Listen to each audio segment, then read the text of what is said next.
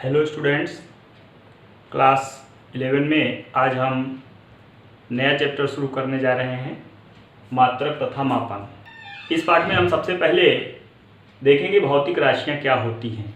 वे सभी राशियाँ जो किसी संख्या द्वारा व्यक्त की जा सकती हैं और जिनको हम प्रत्यक्ष या अप्रत्यक्ष किसी विधि द्वारा माप सकते हैं, उनको हम लोग भौतिक राशियाँ कहते हैं। तमाम सी भौतिक राशियाँ आप लोगों को पहले से ही ज्ञात हैं।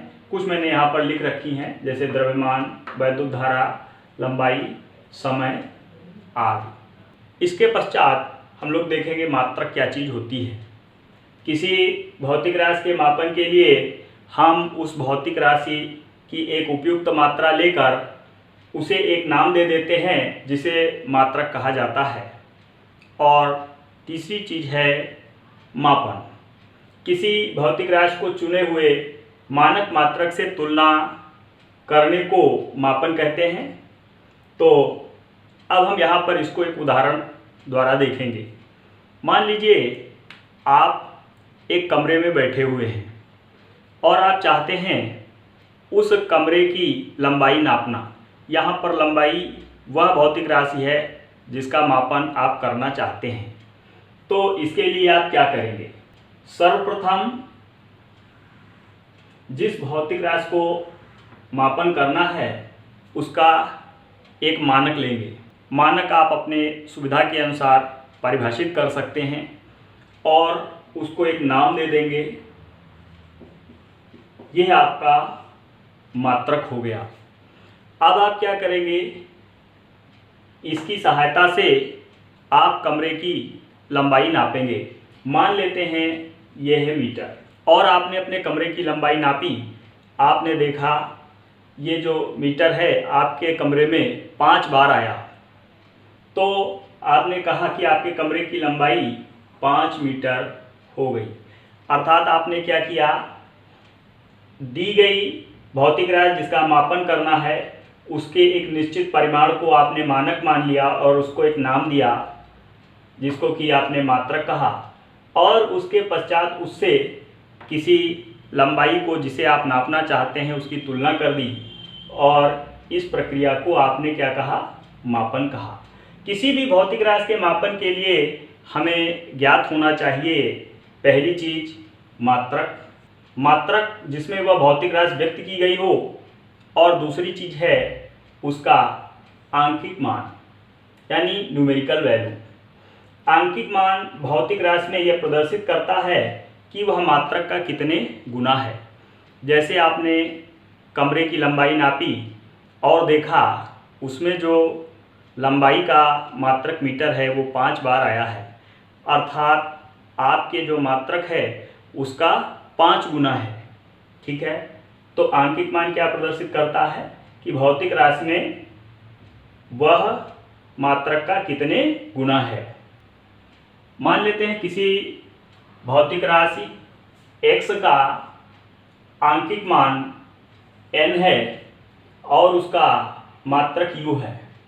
तो इनमें यह संबंध होता है x बराबर n इंटू यू। कहने का मतलब है भौतिक राशि बराबर न्यूमेरिकल वैल्यू यानी आंकिक मान गुणे मात्रक। इससे क्या चीज़ स्पष्ट होती है कि किसी भौतिक राशि का मात्रक जितना छोटा होगा उसका आंकिक मान उतना ही बड़ा होगा। इसको एक उदाहरण से हम लोग देखते हैं। मान लेते हैं आपने एक लंबाई यहाँ पर कंसीडर की 5 किलोमीटर। अभी इसी लंबाई को हम लोग मीटर में लिखेंगे तो ये मीटर में हो गई, और इसी को सेंटीमीटर में लिखेंगे तो 2 जीरो और बढ़ा लेंगे, ये सेंटीमीटर में हो गई। अब आप ऊपर से नीचे जाएं और यहाँ पर देखें तो ऊपर से नीचे जाने पर देखिए आंकिक मान बढ़ रहा है, लेकिन मात्रक क्या हो रहा है? घट रहा है। तो इसका मतलब हो गया आंकिक मान और मात्रक के बीच में एक व्युत्क्रम क्रम संबंध होता है n प्रोपोर्शनल टू 1/u। आंकिक मान मात्रक के व्युत्क्रम क्रमानुपाती होता है। अर्थात यदि हम देखें तो आंकिक मान गुणे मात्रक बराबर नियतांक। तो इस प्रकार आप कह सकते हैं किसी दी गई भौतिक राशि का आंकिक मान एवं उसके संगत मात्रक का गुणनफल सदैव नियत रहता है। मीन्स n इंटू यू बराबर नियतांक या n बराबर नियतांक बटे यू या n प्रोपोर्शनल टू 1/u। अतः किसी भौतिक राशि का आंकिक मान उसके मात्रक के व्युत्क्रमानुपाती क्रमानुपाती होता है। अब मान लेते हैं किसी भौतिक राशि के आंकिक मान भिन्न भिन्न मात्रकों u1, u2 and so on में क्रमशः n1, n2 and so on हैं, तो हम लिख सकते हैं n1 u1 बराबर n2 u2 बराबर एंड सो ऑन, ये बराबर नियतांक। नेक्स्ट हम लोग देखेंगे मूल राशियां। वे भौतिक राशियां जिनको अन्य राशियों से ना तो संबंधित किया जा सकता है ना उनके पदों में परिवर्तित किया जा सकता है, उनको मूल राशियां कहते हैं। यहाँ पर उदाहरण के लिए जैसे द्रव्यमान है, लंबाई है, समय है, ताप है। मान लीजिए आपके पास में द्रव्यमान है, कोई वस्तु है, उसका द्रव्यमान है 5 किलोग्राम और आपके पास में कोई बागीचा है जिसकी लंबाई मान लेते हैं 20 मीटर।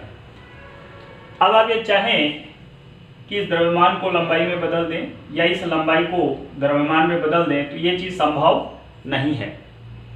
तो ये राशियां क्या कहलाएंगी? मूल राशियां कहलाएंगी। अर्थात जिन राशियों को एक दूसरे के पदों में ना तो परिवर्तित किया जा सके न व्यक्त किया जा सके, उन राशियों को हम लोग क्या कहते हैं? मूल राशियां कहते हैं। इसके विपरीत वे राशियां जिनको मूल राशियों के पदों में व्यक्त किया जा सकता है, उनको हम लोग व्युत्पन्न राशियां कहते हैं। जैसे कि घनत्व है, चाल है, वेग है आदि। अब कैसे? एक उदाहरण देखते हैं। मान लीजिए चाल।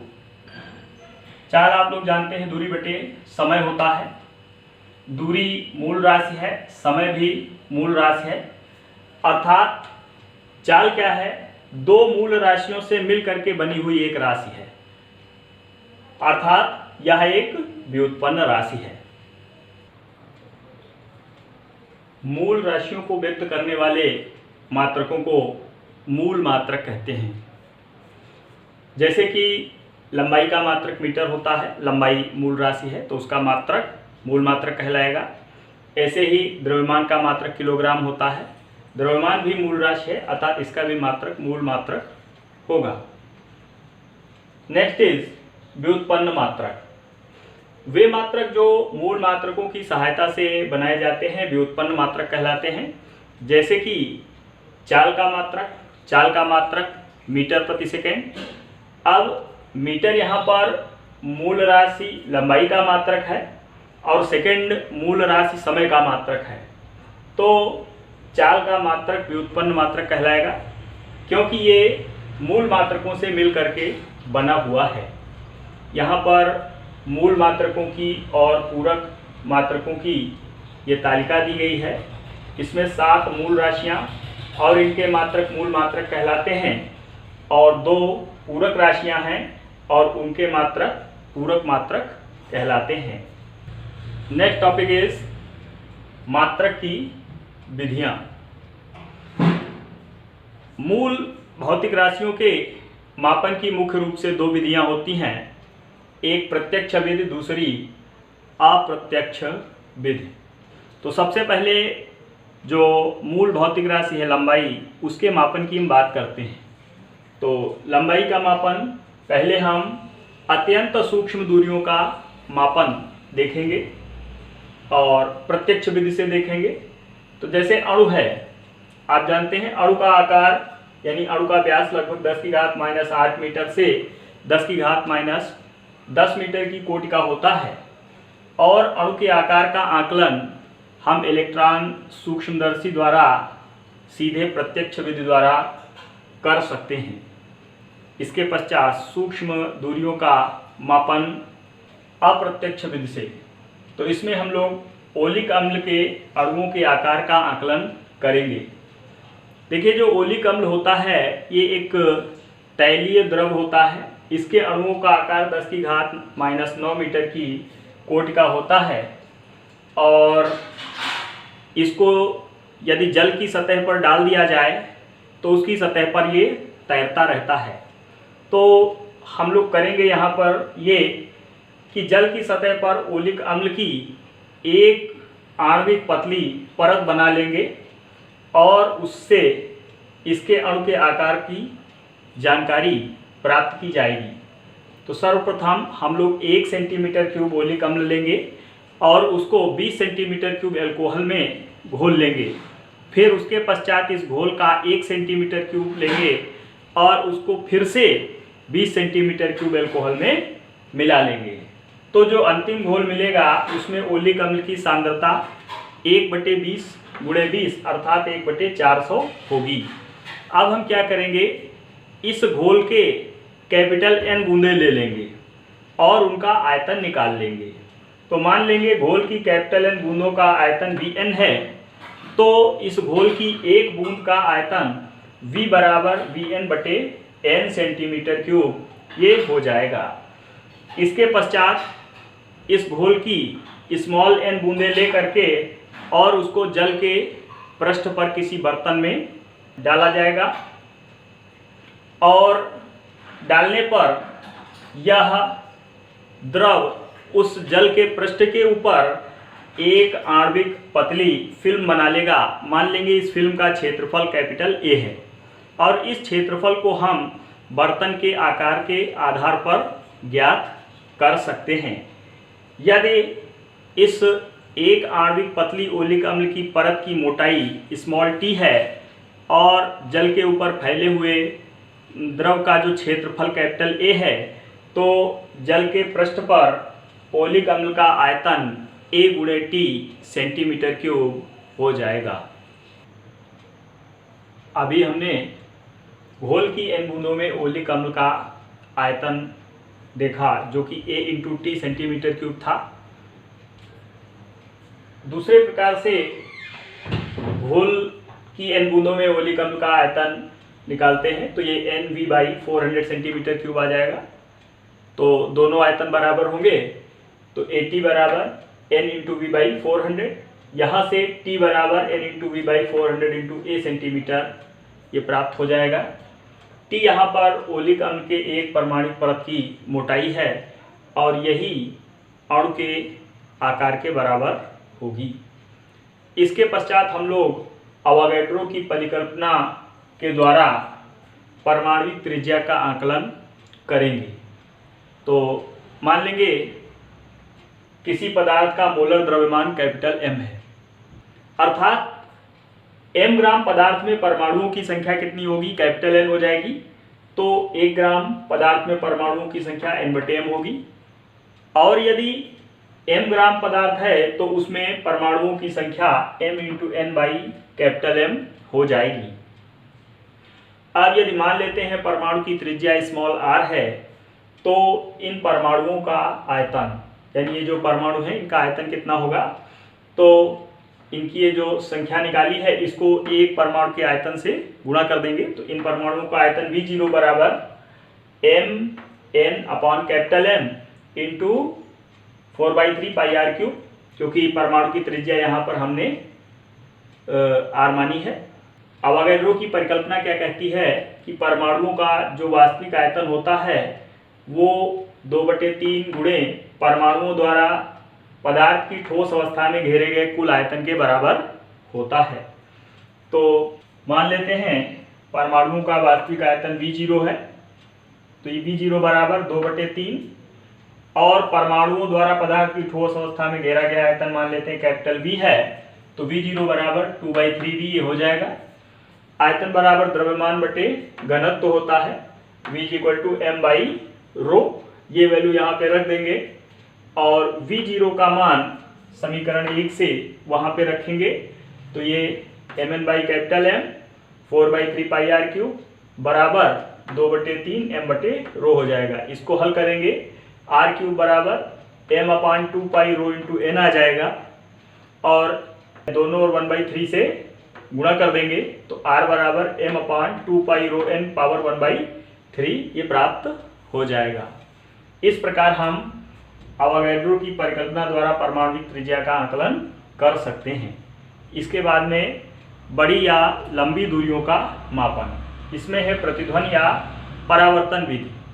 मान लेते हैं दूर स्थित कोई वस्तु जैसे कि कोई चट्टान या पहाड़ी या कोई दीवार है, तो यदि हम ध्वनि तरंग यहाँ से भेजें तो वहाँ से परावर्तित होकर के वापस आती है। इस घटना को प्रतिध्वनि कहते हैं। यहाँ पर भी यही घटना का प्रयोग किया गया है और इस विधि का प्रयोग करके उस वस्तु की अर्थात दीवार की, पहाड़ की या चट्टान की दूरी हम ज्ञात कर सकते हैं। ये एक यहाँ पर दीवार है, ये ध्वनि स्रोत है। यहाँ से ध्वनि तरंग दीवार की ओर भेजी गई और ये यहाँ से परावर्तित होकर के फिर पुनः वापस आई। हम यहाँ से जब ध्वनि तरंग भेजेंगे तो ध्वनि तरंग को भेजने से ले करके और यहाँ तक वापस प्राप्त करने में जो समय लगेगा स्मॉल t, वो हम नोट कर लेंगे। और मान लेते हैं यहाँ से इस दीवार की दूरी स्मॉल s है। यदि ध्वनि की चाल स्मॉल v है तो आपको मालूम है सूत्र, कुल दूरी बराबर समय गुणे चाल। तो दूरी कितनी हो जाएगी, s दूरी जाने में और s दूरी वापस आने में, तो कुल दूरी हो गई 2s।